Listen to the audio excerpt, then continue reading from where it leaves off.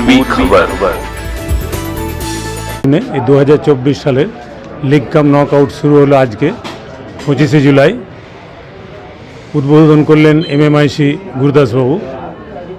এবছর মোট 12টি দল নিয়ে এই লিগ শুরু হলো আজ। চলবে আগস্ট এবং সেপ্টেম্বরের 12 তারিখে আমাদের ফাইনাল। জুলাইয়ের 25 তারিখ আরম্ভ এবং শেষ হবে সেপ্টেম্বরের 12 তারিখ। এই 12টা দলের মধ্যে প্রায় 250 জনের মতো রেজিস্ট্রেশন করেছে প্লেয়ার, আর 12টি ক্লাব রেজিস্ট্রেশন করেছে। আমাদের রানীগঞ্জের বুকে, রানীগঞ্জের পিএসের অধীনে এই 12টি দলকে নিয়ে আমরা শুভারম্ভ করলাম।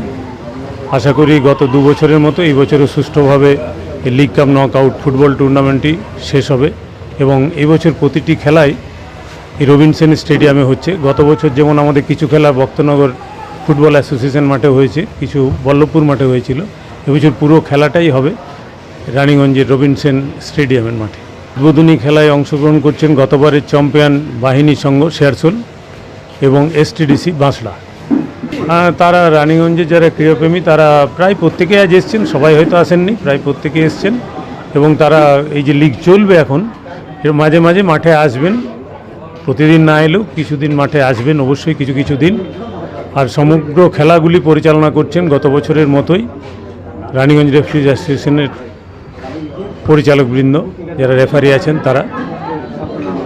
আমার নাম স্বপন আচার্য, আমি রানীগঞ্জ স্পোর্টস অ্যাসোসিয়েশনের সম্পাদক।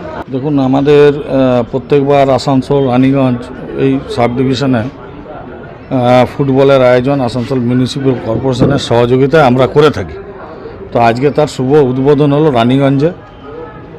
তো আমরা যেসব মাঠে এখন বাচ্চারা কী হয়েছে, মোবাইল এবং ল্যাপটপের যুগে তারা এই নিয়ে ব্যস্ত। আমরা সমস্ত গার্জেনকে আজকে অনুরোধ জানাচ্ছি আপনাদের মাধ্যমে যে তারা যেন বাচ্চাদের মাঠে পাঠান এবং খেলাধুলার মাধ্যমে রাখেন। আমরা এখন দেখি হাসপাতালগুলোয় বাচ্চা ছেলেরা অসুস্থ হয়ে পড়ছে। আমরা যখন ফুটবল খেলতাম বা শারীরিক চর্চা করতাম তখন কিন্তু আমাদের হাসপাতাল বলে কী জিনিস আমরা জানতাম না।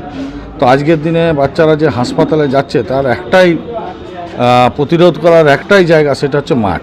আমরা বলবো মাঠমুখী বাচ্চাদের করান, কমসে কম 1-1.5 ঘন্টা 2 ঘন্টা যতটুকু সময়, শুধু বইয়ের মধ্যে থাকলে হবে না, তাতে শারীরিক এবং মানসিক দুই বিকাশ ঘটবে। তাই আজকের দিনে অনুরোধ করব গার্জেনরা যাতে মাঠে তাদের বাচ্চাদের নিয়ে আসেন। हमारे चैनल को लाइक शेयर सब्सक्राइब करना ना भूलें और बेल आइकन को दबाना ना भूलें और देखते रहें पूर्वी खबर। पूर्वी खबर, नजर सब